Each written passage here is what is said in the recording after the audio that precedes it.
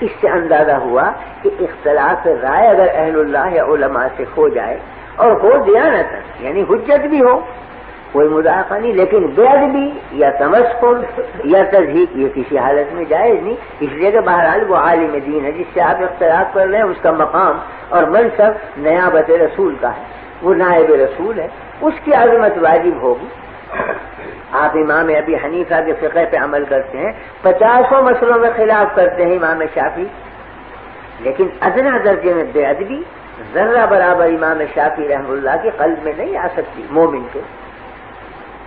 اس لیے کہ جیسے امام ابی حنیفہ واجب التعظیم ویسے امام شافعی واجب التعظیم، دونوں آفتاب اور مہتاب ہیں دین کے، دونوں سے نور حاصل ہو رہا ہے، برکت حاصل ہو رہی ہے، تو کس طرح سے جائز ہے کہ ادنا درجے کی گستاخی؟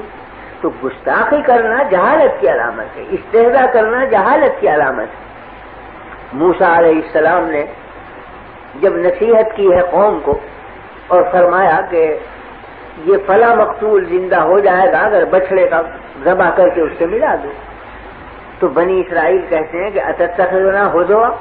کیا آپ مذاق کر رہے ہیں، زندگی کر رہے ہیں ہمارے ساتھ، کہاں بچڑا، کہاں اس کا ذبیحہ، کہاں مقتول کی لاش کو ملانے سے زندہ ہو جانا، کیا تعلق بچڑے کو اور زندگی کی؟ اتتخذنا ہزوا، کیا مذاق کرتے ہیں؟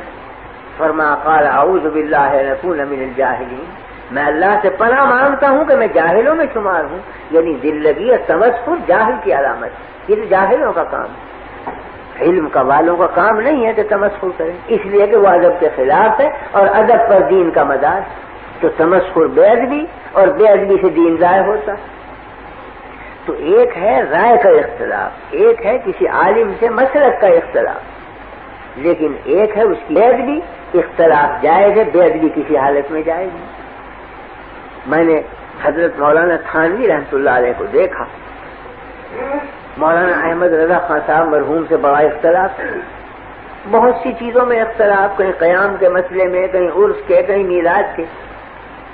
لیکن جب مجلس میں ذکر آتا تو فرماتے مولانا احمد رضا خان صاحب مرحوم، یہ فرماتے۔ ایک دفعہ مجلس میں بیٹھنے والے ایک شخص نے کہیں بلا مولانا کے احمد رضا کہہ دیا، تو حضرت نے ڈانٹا اور خفا ہوئے، فرمایا عالم تو ہیں اگرچہ اختلاف ہے رائے کا، تم منصب کب کی بے احترامی کرتے ہو، کس طرح جائز؟ رائے کا اختلاف اور چیز ہے، ایک عالم کی عزت کرنا اور چیز، تو بہرحال وہ حجت سے اختلاف کر رہے ہیں، یہ الگ چیز ہے کہ ہم اس کو خطا سمجھتے ہیں، ہم اس کو صحیح نہیں سمجھتے، لیکن جب وہ ایک حجت رکھتے ہیں غلط یا صحیح، تو حجت سے اختلاف کرنے کا حق حاصل ہے اہل علم کو،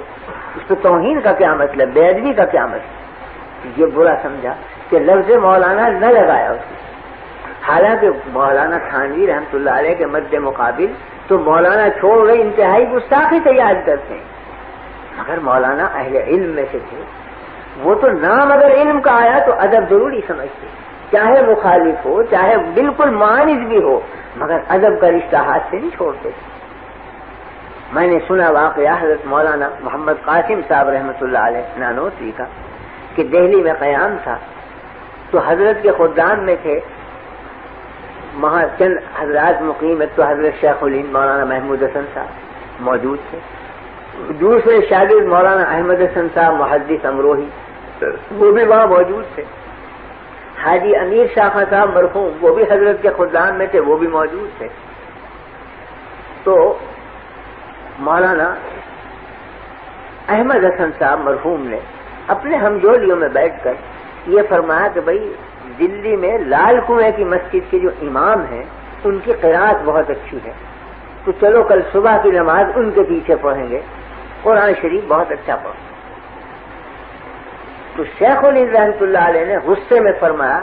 کہ تمہیں شرم نہیں آتی بغیر، وہ ہمارے حضرت نانوتوی کی تکفیر کرتا ہے وہ امام، ہم اس کے پیچھے نماز پڑھیں گے، جب وہ حضرت مولانا کو کافر کہتا ہے ہم نہیں پڑھیں گے ایسے شخص کے پیچھے نماز، اور کوئی ذرا سخت لہجہ اختیار کیا۔ یہ جملے حضرت نانوتوی کے کان میں پڑے، تو اگلے دن حضرت نانوتوی رحمۃ اللہ علیہ ان سب شاگردوں کو لے کر اسی مسجد میں پہنچے صبح کی نماز پڑھنے کے لیے، اسی امام کے پیچھے جا کے نماز پڑھی۔ نماز کا جب سلام پھیرا تو چونکہ لوگ اجنبی تھے یہ، تو نمازیوں نے دیکھا کہ بھئی ہیں تو کچھ علماء صورت مگر ہیں اجنبی، تو کچھ چوے گوئیاں ہوئی کون ہے معلوم ہوا کہ تو حضرت مولانا احمد قاسم صاحب اور یہ ان کے شاگرد مولانا شیخ الہند محمود الحسن صاحب ہیں اور یہ مولانا احمد حسن محدث امروہی ان کے تلمیذ ہیں۔ اب امام کو سخت حیرت ہوئی کہ میں تو انہیں رات دن کافر کہتا ہوں اور یہ نماز پڑھیں آج۔ تو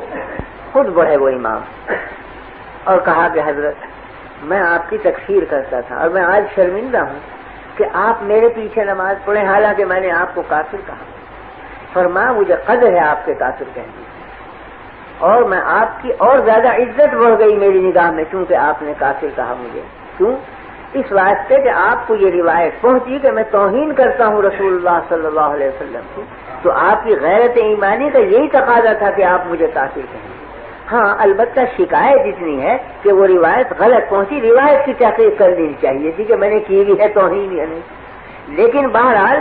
تکفیر کی بنا ہے توہین رسول، اور توہین رسول جو مسلمان سنے گا تکفیر واجب ہے کرنا، کہ وہ کافر کہے وہ دائرہ اسلام سے خارج ہو گیا جو توہین کرے نبی کریم صلی اللہ علیہ وسلم کی۔ تو فرمایا میرے دل میں قدر ہے آپ کی قوت ایمانی کی کہ آپ نے مجھے کافر کہا، اس لیے کہ آپ کو یہ خبر پہنچی کہ میں توہین رسول کرتا ہوں۔ ہاں شکایت اتنی ہے کہ آپ تحقیق کر لیتے کہ یہ خبر صحیح ہے یا غلط، تو میں عرض کرنے یہ آیا ہوں کہ یہ خبر غلط ہے اور میں خود اس شخص کو دائرہ اسلام سے خارج سمجھتا ہوں جو ادنی درجے میں بھی توہین کرے نبی کریم صلی اللہ علیہ وسلم کی۔ اور اگر آپ کو یقین نہ آئے اور آپ سمجھتے ہیں میں کافر ہوں، میں اب آپ کے ہاتھ پر اسلام قبول کرتا ہوں، اشہد ان لا الہ الا اللہ و اشہد ان محمد رسول اللہ۔ وہ امام قدموں میں گرا، بچھا جاتا ہے بیچارہ۔ تو بات صرف یہی تھی کہ ان حضرات کے دلوں میں تواضع للہ اور ادب مع اللہ اس درجہ بڑھا ہوا تھا کہ نفسانیت کا جیسے شائبہ نہ رہا ہو اور حقیقت کو سمجھتے تو استہزاء یا تمسخر یا بے ادبی یہ تو بجائے خود ہے، بے قدری تک بھی نہیں کرتے تھے اپنے معاندوں کی، بلکہ صحیح محمل پر اتار کر یہ کہتے تھے کہ یہ جو ہمیں کافر کہتے ہیں یہ بھی ان کی قوت ایمانی کی دلیل۔ البتہ انہیں تحقیق کر لینی چاہیے کہ واقعی میں ہم توہین رسول کرتے ہیں یا نہیں، ہم معاذ اللہ دشمنان رسول ہیں یا دوستان رسول ہیں، اس کی تحقیق ان پر واجب تھی، بلا تحقیق سے حکم نہیں لگانا چاہیے۔ لیکن جو حکم لگایا وہ صحیح ہے کیونکہ توہین رسول کرنے والا کبھی اسلام میں باقی نہیں رہ سکتا۔ تو میرے عرض کرنے کا مطلب یہ تھا کہ تعدب اور ادب یہ بنیاد ہے دین کی، جس کو عارف رومی نے کہا ہے نا کہ الخدا خواہم توفیق ادب، بے ادب محروم مان فضل رب۔ ہم اللہ سے توفیق چاہتے ہیں ادب کی، کیونکہ بے ادب محروم ہوتا ہے فضل خداوندی سے۔ حق تعالی شان کے یہاں اس کا کوئی مقام نہیں ہے جو گستاخ اور بے ادب